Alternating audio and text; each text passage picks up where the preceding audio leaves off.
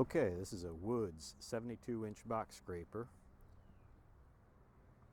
made in Illinois. The total weight is 550 pounds, and it's constructed out of heavy gauge steel. These are 3/8-inch end plates. And it features curved mold boards in both the front and the rear. This is a feature that separates it from many other box scrapers.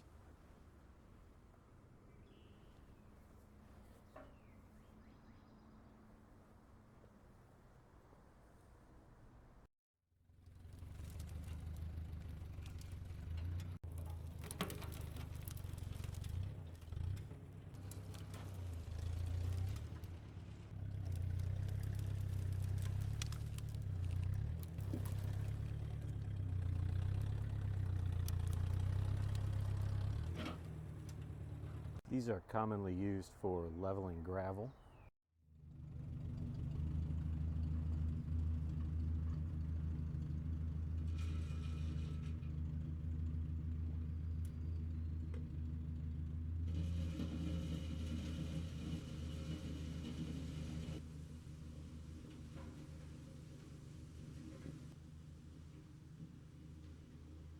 On the front edge, it features 6 adjustable scarifiers, also known as ripper shanks. And these are adjustable in terms of their depth.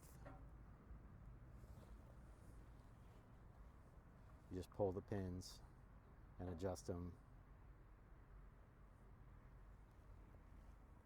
When they're in the fold down position, they can be very useful for removing roots and tree stumps.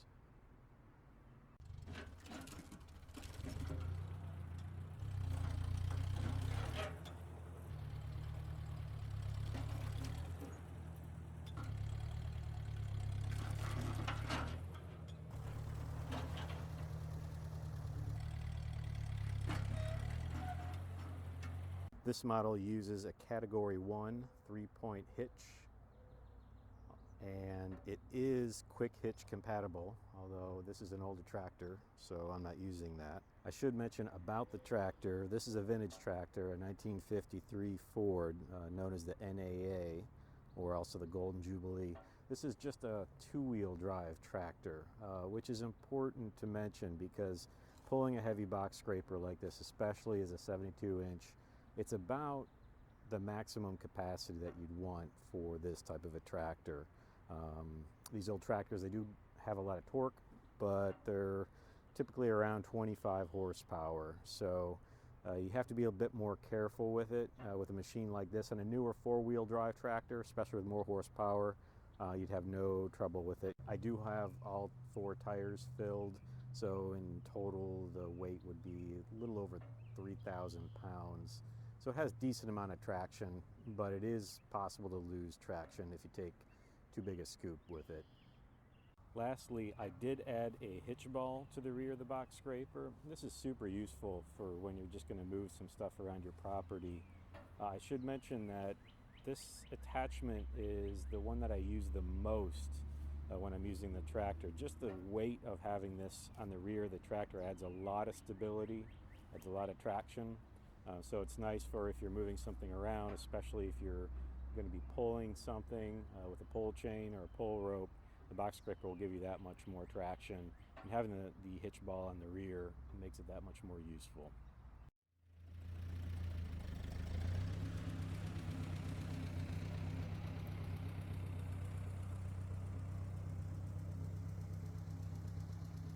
If we take a look at a Woods brochure, they got pulverizers, rear blades, and here's box scrapers up to 45 horsepower, and there's the 72-inch. 72-inch for this particular tractor is about the max limit you'd want, but you know, it is important to cover the rear tires because you don't want to leave tire marks where you're working. I mean, you can even take a look at the examples in the pictures here, right? So it's what you want to do is basically get the heaviest duty box scraper that your tractor will pull and cover the back tires. And that's what we have. This particular one, it'll have 13.8 cubic feet of box capacity, and here's the approximate weight, 551 pounds. Scar fire depth shows you the 3 depth adjustments, although at the angle that it likes to run at, you don't get that 0 inches, which is why I had to drill the extra hole in mine, which I'll show you in a little bit. Okay, let's go do some work with it. We've been clearing some land over here. You can see where many stumps were removed, and we'd like to come in and level this now. So this is a perfect job to demonstrate the box scraper. We'll start with the ripper shanks in a lowered position, and then as things get a little more leveled off, we'll raise them back up again.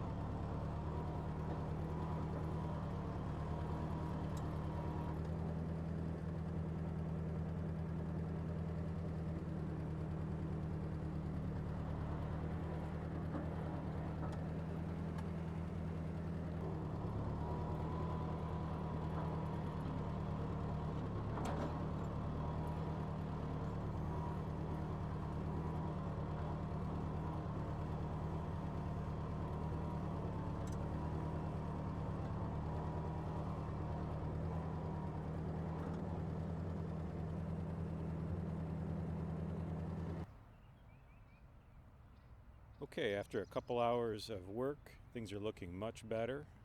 Started with the box scraper tilted forward with the ripper shanks extended, and then gradually retracted those and tilted the box scraper rearward to get a pretty decent finish grade.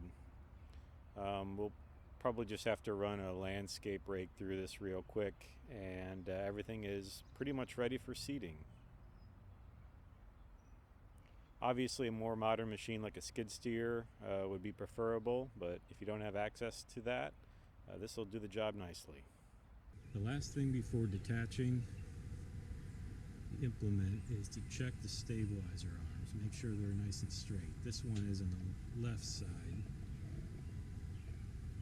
Check the right. See if that one is just a little bowed out. And you want to fix that before trying to connect it again the next time. Otherwise, it's going to be really hard to get this pin aligned with both the lift arm and the stabilizer arm. Now, the easiest way to do that is to use a pry bar, something like this, like you'd use for rolling a log or a stone. You just jam it in the ground near where the bar is bent, and then press against it. You can see that's just mild steel. So you can bend it back straight, check it, and just encourage it back into shape. And that's it. Again, if that's just a little off, it'll change the overall length of the stabilizer bar and make it pretty difficult to get the attachment back on next time. Okay, so that's the Woods 72-inch box scraper.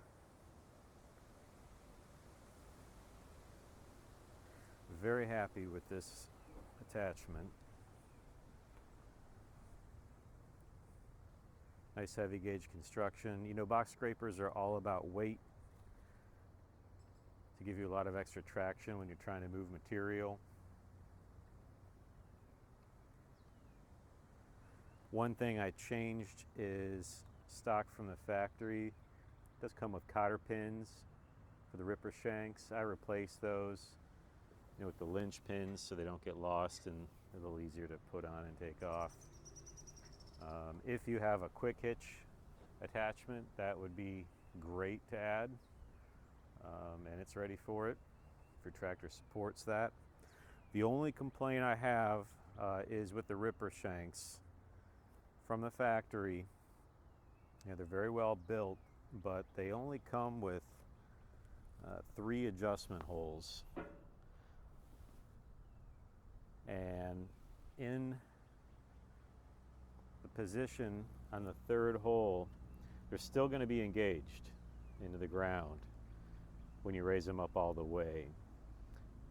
So if you don't want to use the ripper shanks, which is a lot of time, you know, if you're doing some stone work, you know, the only way around that, and other blade manufacturers do this too, you just would flip them upside down on the top. I don't like doing that. I think it's a bit of a hazard having those sharp points out, and if you like to cover your attachments with a tarp, then it'll just rip it to shreds.